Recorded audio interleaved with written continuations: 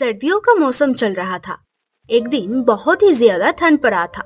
गौरी मौसी अपने घर में बैठी ठंड में कंपकपाते हुई सोचती है, अरे बाप रे, आज सुबह से इतनी ज्यादा ठंड पड़ रहा है। मुझे मेरा घोंसला गर्म रखना होगा, नहीं तो मैं इस ठंड में मर ही जाऊंगी।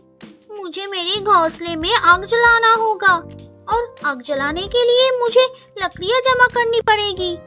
लेकिन मैं ये काम अकेली नहीं कर सकती, मुझे किसी की मदद लेनी पड़ेगी। इतना सोचने के बाद गौरी मौसी लाडो चिड़िया के पास चली जाती है। अरे लाडो, तुम क्या कर रही हो? कुछ नहीं मौसी, बाहर ठंड बहुत है, इसीलिए चुपचाप बैठी हूँ। और तुम बताओ, तुम यहाँ कैसे?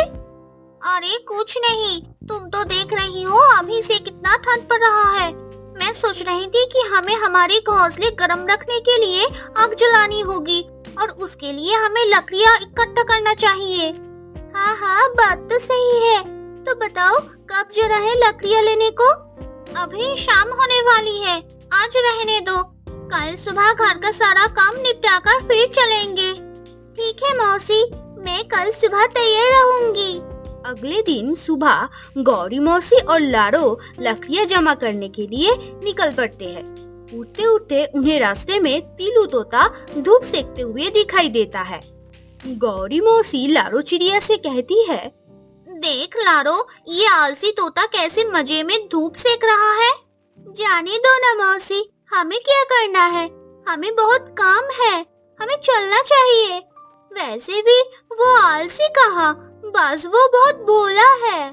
नहीं लाडो, ये तोता ऐसे मजे में सुबह सुबह धूप सेक रहा है, ये मुझसे देखा नहीं जा रहा। तुम देखो मैं इसे कैसे काम पर लगाती हूँ। मौसी रहने दो ना, क्यों बेचारे को परेशान कर रही हो? बेचारा और ये एक नंबर का आलसी और कमचोर है, बस भोला बनने का नाटक करता है। इतना बोलकर गौरी मौसी तीलू तोते के पास चली जाती है। अरे तीलू, तुझे कुछ शर्म वरम है कि नहीं? ऐसे दिन भर बिना काम किए कैसे बैठ सकते हो तुम? क्या गौरी मौसी, मैं तो यहाँ शांति से बैठा हूँ। क्या आपको मेरी वजह से कोई तकलीफ हो रही है? अगर आप चाहे तो मैं यहाँ से उठकर कहीं दूर चला जाता हूँ।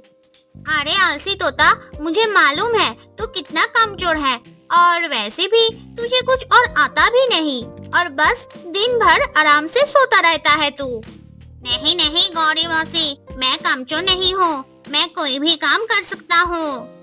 अच्छा ऐसी बात है तो चल मेरे साथ, मैं और लाडो घोंसले गर्म रखने के लिए लकड़ियाँ जमा करने के लिए जंगल में जा रहे हैं। तू भी चल हमारे साथ। तीलू तो भोला था, वो मौसी की बातों में आ गया और चल पड़ा उनके साथ। हाँ, चलो मैं तैयार हूँ। ये मौसी भी ना किसी को भी अपनी बातों में फंसा लेती है और अपना काम करवा लेती है।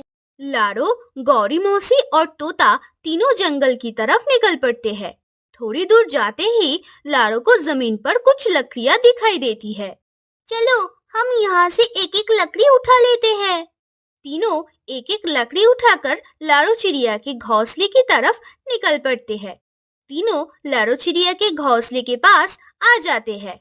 तभी गौरी मौसी लाडो से कहती है, लाडो, तुम्हारा घोंसला तो बहुत छोटा है, अगर हम यहाँ लकड़ी इकट्ठा करेंगे तो घोंसले में रहने के लिए जगह नहीं रहेगी, और फिर हमें आग भी तो जलानी है। हम एक काम करेंगे, मेरा घोंसला बहुत बड़ा है, हम लकड़ियाँ मेरे घोंसले में जमा करते हैं। रात में हम तीनों वहीं पर आग जलाएंगे और आराम से सो जाएंगे। अब सही कह रही हो गौरी मौसी, हम वैसे ही करेंगे। तीलू भैया, चलिए हम गौरी मौसी के घोंसले की तरफ चलते हैं। तीलू लाडो के हाँ में हाँ मिलाकर पीछे पीछे चल पड़ता है। तीनों मिलकर लकड़ियाँ मौसी के घोंसले में रख देते हैं। चलो हमें और भी लकड़ियाँ लानी पड़ेगी, ये लकड़ियाँ तो हमें आग जलाने में कम पड़ जाएगी, हमें कुछ और लकड़ियों की जरूरत पड़ेगी। तभी गौरी मौसी तबीयत खराब होने का झूठा नाटक करती है। अरे बाप रे, इतना दूर जाकर आने के बाद अब मैं बहुत थक गई हूँ, अब मैं लकड़ियाँ नहीं उठा पाऊंगी। मेरी बूढ़ी हड्डी में इतना कम करने की ताकत कहाँ है अब। कोई बात नहीं मौसी, अब आराम कीजिए, मैं और टीलू भैया जाकर लकड़ियाँ जमा कर देंगे। इतना बोलकर लारो और टीलू वहां से लकड़ियाँ लाने के लिए उड़ जाते हैं। दिन भर दोनों लकड़ियाँ जमा कर रहे थे।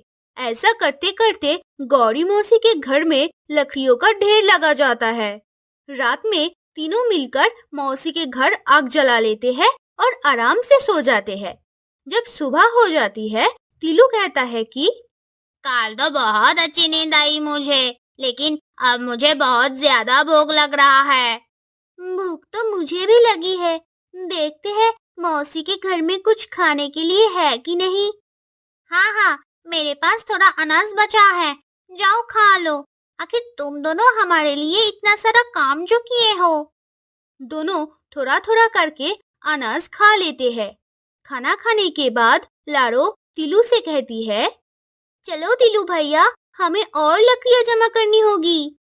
तभी मौसी उन दोनों को रोक लेती है और कहती है, लारो, तुम एक काम करो, तुम लकड़ियों के बजाय अनाज जमा करो। घर में सिर्फ थोड़ा ही अनाज बचा है। अगर मैं अकेली होती तो अनाज बच जाता, लेकिन अब हम 3 लोग हैं, इसीलिए हमें और अनाज चाहिए। अब सही कह रही हो मौसी, मैं और टीलू भैया अभी निकलते हैं। दोनों अनाज लेने के लिए निकल पड़ते हैं। उधर लारो और टीलू मेहनत कर रहे थे और इधर मतलबी गौरी मौसी मजे से अपने घोंसले के बाहर धूप सेकते हुए बैठी थी। ये सर्दियाँ कितनी अच्छी होती है, रात में आग जलाओ और दिन में मस्त धूप सेको। ये दोनों अनाज लेकर वापस आई, तब तक मुझे घर का दरवाजा अंदर से बंद कर लेना चाहिए। मैंने उन दोनों से झूठ कहा है कि अनाज खत्म हुआ है, लेकिन ऐसा नहीं है। मैंने बहुत सा अनाज पहले से ही जमा करके रखा हुआ है। अब मेरे पास रात में आग जलाने के लिए लकड़ियाँ भी बहुत है। मेरी पूरी सर्दियाँ ऐसे ही मस्त निकल जाएगी। इधर लारो और टीलू अनाज ढूंढते ढूंढते बहुत दूर तक आ जाते हैं और उन्हें वापस आते आते रात हो जाती है। और इधर मौसी घर का दरवाजा बंद कर देती है। रात हो जाती है और दोनों मौसी के घर के बाहर आ जाते हैं। लारो घर का दरवाजा खटखटाती है। मौसी, ओ मौसी, दरवाजा खोलिए, हम हैं। शायद मौसी सो गई है, मैं देखता हूँ। अरे मौसी, जल्द दरवाजा खोलिए, बाहर बहुत ठंड है। अगर तुम थोड़ी देर में दरवाजा नहीं खोलोगे तो हम यहीं पर जम जाएंगे। गौरी मौसी को उन दोनों की आवाज सुनाई दे रही थी, लेकिन मतलबी गौरी मौसी ने दरवाजा नहीं खोला और चुपचाप अपनी घोंसले में सोती रही। टीलू भैया, शायद मौसी सो गई। चलो हम मेरे घोंसले में चलते हैं। मेरे घोंसले में थोड़ी लकड़ी पड़ी है, हम आज रात वही लकड़ियाँ जलाकर सो जाएंगे। हाँ हाँ, चलो चलो। फिर वो दोनों वहाँ से चले जाते हैं। थोड़ी देर बाद जब बाहर से आवाज आना बंद हो गया, मुझे लगता है शायद वो दोनों चले गए होंगे। मैं अब अकेली ही आग जला देती हूँ। आज बहुत ज्यादा ठंड है, मैं आग जलाकर सो जाती हूँ। मौसी सो ही रही थी, पता नहीं कैसे पूरे घर आग पकड़ लेता है। अरे अरे, ये क्या हो गया? कोई मुझे बचाओ, बचाओ! लारो, टीलू, कहाँ हो तुम दोनों? अरे टीलू भैया, ये तो मौसी की आवाज लग रही है। मुझे लगता है वो मुसीबत में है, हमें जाकर देखना होगा। जैसे ही वो दोनों मौसी के घोंसले के बाहर आ जाते हैं तो देखते हैं कि घोंसले की चारों तरफ आग लगी होती है। टीलू हिम्मत और बहादुरी से दरवाजा तोड़ देता है और मौसी को आग से बाहर निकल लेता है। मौसी को थोड़ी बहुत चोट तो लगी थी और उनका एक पंख भी आधा जल गया था, पर मौसी की जान बच जाती है। अब मौसी को अपनी गलती की एहसास हो गया था। वो उन दोनों से बोलती है, मुझे माफ कर दो, मैं मतलबी हो गई थी। तबीयत खराब होने का बहाना बनाकर तुम दोनों से सारा काम करवाया, फिर तुम दोनों को आने से पहले जानबूझकर दरवाजा बंद करके तुम दोनों को ठंड में बाहर छोड़ दिया। मुझे मेरे किए की सजा मिल गई। मेरी ये पंख आधा जल चुकी है। मुझे नहीं लगता कि मैं और कभी उड़ पाऊंगी। मुझे मेरी गलती का सजा भगवान ने दे दिए। दोस्तों, गौरी मौसी को तो उसके किए की सीख मिल गई। आप लोगों को इस कहानी से क्या सीख मिली? कमेंट बॉक्स में जरूर बताना।